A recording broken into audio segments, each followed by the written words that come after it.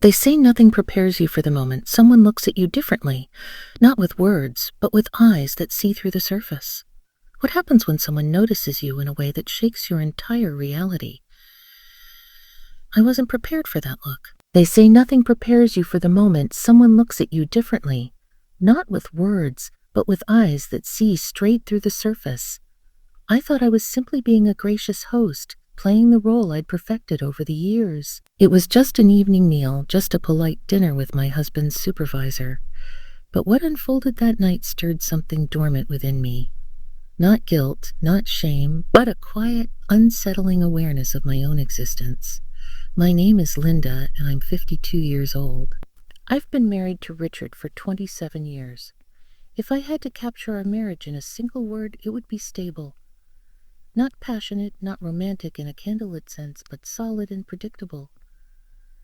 There's comfort in that, especially at this stage of life. You establish patterns. You grow accustomed to silence. You stop questioning the shape your days have taken. That Friday morning, Richard asked almost casually if we could have his new supervisor over for dinner. His name's Thomas, Richard said while adjusting his tie in the mirror. Unmarried, mid-50s, recently relocated here. Thought it might be nice to show him some local warmth, I agreed. Of course, why not? What does he enjoy eating? Not particular, I believe. Seems quiet, well-mannered. I think you'll get along. That evening, I brought out the fine linen napkins I typically reserve for holidays. I'm not certain why. Perhaps boredom, or maybe some part of me needed to feel engaged, noticed. I prepared herb-crusted salmon with citrus butter, roasted vegetables, and an arugula salad with goat cheese. The kind of meal that says, I'm accomplished in the kitchen without being pretentious. When Thomas arrived, I was still finishing preparations. Richard welcomed him inside, and I heard the door close, followed by low, masculine voices exchanging pleasantries. I emerged from the kitchen, wiping my hands on a towel, expecting someone older, perhaps balding, with a weary expression. But Thomas wasn't what I'd imagined at all. He stood several inches taller than Richard, with deliberately styled salt and pepper hair that looked intentional rather than accidental. Broad shoulders, a defined jawline, and eyes that met mine with quiet intensity. He wore a navy dress shirt with sleeves rolled precisely to reveal strong forearms, the kind of man you'd assume had someone sophisticated waiting for him at home. Thomas, this is my wife, Linda. He stepped forward and extended his hand. A pleasure to meet you. His handshake was firm, his palm warm, his eyes held mine just a fraction longer than necessary. I smiled politely. Dinner will be ready shortly. Please make yourself at home. We sat down soon after. The conversation flowed easily, mostly Richard discussing work. Thomas occasionally added dry, perfectly timed observations that made me laugh more than I anticipated. It wasn't flirtation, not exactly. It was something more subtle. A tension that hummed beneath the surface, a pause before speaking. A glance held for just a breath too long. I noticed he barely touched his wine glass, but watched me carefully each time I reached for mine. He asked about the house, the neighborhood, how long we'd been here. Standard conversation, yet it felt purposeful, as though he was listening for something deeper in my responses. Later, Richard excused himself to take a work call in the study. I began clearing plates, and Thomas offered assistance. I declined, but he stood anyway, following me into the kitchen and leaning against the counter as I loaded the dishwasher. You're an exceptional cook, he said. I haven't enjoyed a meal like that in quite some time. Thank you, I replied, not looking at him. I could feel his gaze on my back. You make it appear effortless, managing everything. It's remarkable. I turned around then, half laughing. It's just dinner. Nothing extraordinary. That's where you're mistaken. Our eyes met. For a moment, the kitchen fell silent. No clinking dishes, no refrigerator hum, just stillness, that unspoken understanding. He wasn't talking about the food or the evening. He was talking about me. And perhaps foolishly, I didn't look away. Richard's fortunate, he added softly. But there was something in his voice, a note of something restrained. Admiration mixed with regret. I broke the gaze first. He knows, I said almost reflexively. But truthfully, I wasn't certain Richard did any more. Not really. Not the way he once had. Thomas nodded once, then stepped back. Thank you again, Linda, for everything. I walked him to the door, and Richard returned just in time for goodbyes. The two men shook hands, exchanged brief parting words, and then Thomas stepped out into the night, the porch light casting long shadows behind him. Richard closed the door. "Pleasant fellow, isn't he?" "Very," I replied, my voice calm, my hands folded, but inside me something had shifted. It wasn't attraction, not in the conventional sense. It was recognition. Thomas had seen something in me that I hadn't felt in years. Maybe since before the children, before the routines, before I stopped wondering if anyone still noticed. That night, as Richard slept beside me, I stared at the ceiling for hours. The memory of Thomas's gaze lingered. Not invasive, not inappropriate, just awake, present. A reminder of who I used to be, of who I might still be. The days that followed were quiet, but not in the peaceful way I usually found comforting. It was the kind of quiet that fills your mind with persistent thoughts, like an echo you can't silence. I went through my routines, morning coffee, tidying up, evening walks, but I couldn't shake the way Thomas had looked at me. It wasn't fantasy or obsession, but it was present, persistent.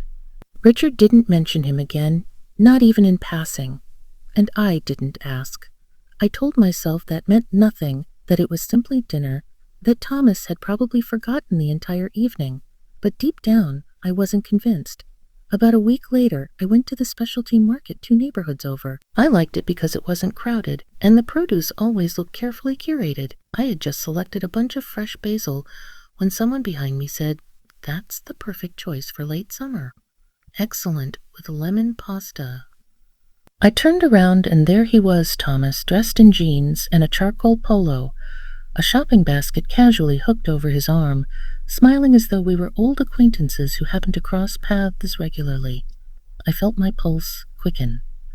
"Hello," I said too quietly, then cleared my throat. "Good to see you." "Likewise," he said, his tone even but warm. "Didn't expect to run into you here. I come for the tomatoes. The ones at our regular store are always disappointing." "Excellent taste, clearly." He glanced down at his basket. "I'm attempting to relearn how to cook." "Long overdue," I smiled, unsure how to respond. There was a pause.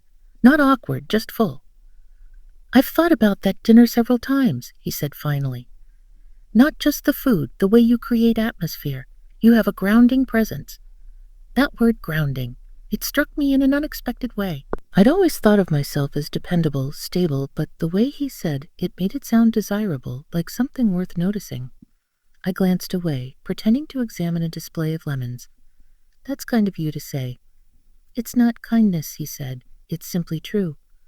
We stood there a moment too long. I could feel it again. Perhaps if Richard's ever occupied and you feel like sharing more of that lemon pasta, I'd be honored. I didn't answer. I just gave a polite nod and turned away, heart racing in my chest. I could feel his eyes following me as I walked down the aisle. Not leering, not disrespectful, just aware. That night, I didn't tell Richard I'd encountered Thomas, not out of guilt, but because I knew he wouldn't hear what I wasn't saying. He'd simply nod, maybe ask what Thomas was purchasing, and move on to discussing the weather or gas prices, and I wanted someone to truly hear me. A few days later, Richard had to travel for a conference. He used to ask if I wanted to join him, make it a small getaway, but somewhere along the years, we'd both stopped offering those gestures. Now, it was simply routine. "You'll be fine without me for 2 nights?" he asked, only half checking. "Of course," I said. "It'll be nice to have the house to myself." He kissed my cheek, wheeled his compact suitcase to the car, and departed. By late afternoon, the house felt too quiet, not peaceful, but hollow. I put on some soft jazz, poured myself wine, and started preparing that lemon pasta I'd mentioned at the market. Halfway through, I paused. I stared at the basil leaves, the lemon zest, the empty second plate beside the stove. Then I did something I hadn't done in a long time. I picked up my phone. I didn't text him. That would have felt like too much, but I scrolled through contacts, found his name that Richard had once given me to coordinate that dinner, and stared at it. My finger hovered. Then I called. He answered on the second ring. "Linda," he said, calm but curious. "I made the pasta," I said. "Too much for one person." There was a pause. "Would it be appropriate if I stopped by?" he asked, his voice low. I exhaled slowly. "Yes, When I opened the door 20 minutes later, he stood there with a bottle of wine and something gentle in his expression. He didn't try to kiss me. He didn't rush inside. It simply waited. I stepped aside and let him in. And in that moment, I knew something had already changed. Not because of what would happen that night, but because of what already had. Something had awakened.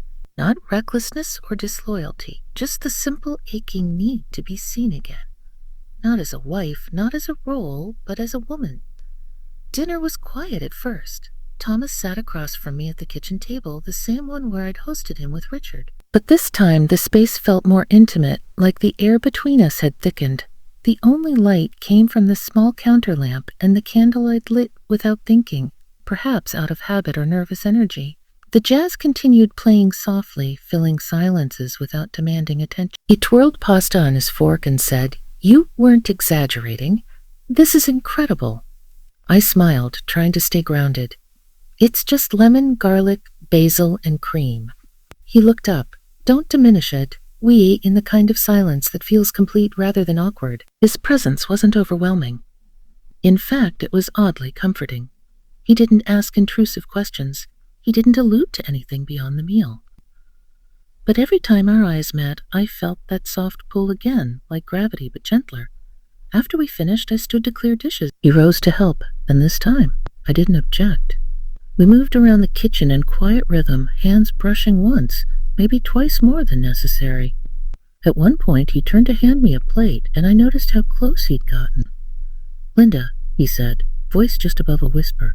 I looked up. There was stillness, the kind that precedes a choice, but he didn't reach for me. He didn't step closer. He just looked at me, steady and open. "I don't want to complicate things," he said. "They already are," I replied. He nodded slowly, understanding something in my voice I hadn't meant to reveal. "I'm not unhappy," I continued almost defensively. "Richard's been good to me. Our life is stable." Thomas remained quiet, his eyes kind. "But there are days," I said, my voice trailing off. "Days when I feel like I don't quite exist. Not fully, like I'm part of the scenery, but not really noticed. Do you understand?" He stepped back slightly then, giving me space. Not because he was retreating, but because he was listening. "I do," he said softly. "I know that feeling better than I should." We didn't touch, we didn't even move. We just stood there, two people who had collided at the precise moment they were both silently unraveling. I poured us each another glass of wine, and we moved to the living room. We sat side by side on the couch, not touching, but close enough to share the same breath. He noticed the photograph of Richard and me on the side table. A much younger version of us on a beach, smiling, arms wrapped around each other. "You both look happy," he said. "We were," I replied. "Still are in a way. It's just different now." He didn't press, just took a slow sip of his wine. I looked at him and asked, "Why did you come tonight?" "Why did you come tonight?" "You met my eyes. Because I wanted to see you, not for anything else, just to see you again. That admission did something to me. It broke open a part I'd been holding together with threads of obligation and habit." I leaned back against the couch, closed my eyes for a moment, and let the stillness settle between us. I could feel him beside me, not moving, not assuming, just being there. And that was more intimate than any touch. He didn't stay late. When he stood to leave, I walked him to the door again. But this time there was no Richard to interrupt. Just the sound of crickets outside and the low hum of night. He turned to face me. I meant what I said. "You don't have to explain yourself to anyone, not even me. But if you ever need someone to talk to, someone to truly listen, I'm here." I didn't respond immediately. I just nodded slowly as though giving myself permission to believe him. Then, without hesitation, he reached out. Not for a kiss, not for anything expected, but to gently brush a strand of hair behind my ear. His fingers lingered near my cheek for the briefest moment. Then he stepped back. "Good night, Linda." And just like that, he was gone again. I closed the door, leaning my back against it as I exhaled. Everything about the evening had been quiet, controlled, respectful. But my body hummed with the feeling of being awake in a way I hadn't experienced in years. It wasn't about temptation. It wasn't even about romance. It was about being seen. The next morning, I woke early. Sunlight streamed through the curtains, and for once, it didn't feel like routine. It felt like a decision. I made my coffee, sat at the kitchen table, and stared out at the small garden Richard and I had planted years ago. The basil was still there, overgrown, but holding on. Kind of like me, I didn't know where things were heading. I didn't know what would happen next, but I knew this. Something had changed. And it wasn't Thomas. It was me. Richard returned Sunday evening just before dusk, wheeling his suitcase through the front door with that familiar sound echoing through the quiet house. I was in the kitchen folding dish towels, not out of necessity, but because my hands needed occupation. He smiled when he saw me, came over, kissed my forehead, and asked, "Miss me?" I smiled back. Of course, and I meant it in my own way. I had missed him. His steadiness, his dry humor, the way he always checked if the porch light was on before bed. But at the same time, something in me felt distant, like I was standing just a little further back from the version of myself he was accustomed to. We ate leftovers that night, and I listened to him recap the conference, the meetings, the amusing incident involving someone spilling coffee on equipment. I laughed at appropriate moments, asked the right questions, but I wasn't fully present. Not because I wasn't interested, but because part of me had changed shape. I wasn't sure he could see it. I wasn't sure I wanted him to. Later, lying in bed beside him, I stared up at the ceiling again, just as I had the night Thomas left. But now, it wasn't confusion or guilt keeping me awake. It was clarity. The next morning, as Richard left for work, I handed him his lunch as always, kissed him on the cheek, and watched him drive away. I sat at the kitchen table for a long time after, hands wrapped around a warm mug, staring at the garden. Then I picked up my phone and texted Thomas. "Thank you for the other night, for listening. I don't know what this is, or if it's anything at all, but I needed that." He replied minutes later. "You've never stopped existing. You just needed someone to remind you." And that was it. Nothing romantic, nothing inappropriate, just two people recognizing something true in each other. I didn't see him again for weeks, but his words stayed with me. The following month, I joined a local writing group. I'd always wanted to try it. Richard used to joke that I had stories for days with nowhere to put them. I began journaling again, too, every morning. At first, just scribbles, thoughts, fragments of emotion. But then it grew into something fuller. Essays, stories, memories I hadn't touched in years. I also started dressing differently. Not provocatively, just with intention. Colors that felt bold, jewelry I hadn't worn in ages, lipstick I'd forgotten I owned. Richard noticed eventually. "You look different," he said one evening as we prepared to meet friends for dinner. "Do I?" I replied, turning to the mirror and adjusting a gold earring. He looked at me for a beat longer than usual. "You look good."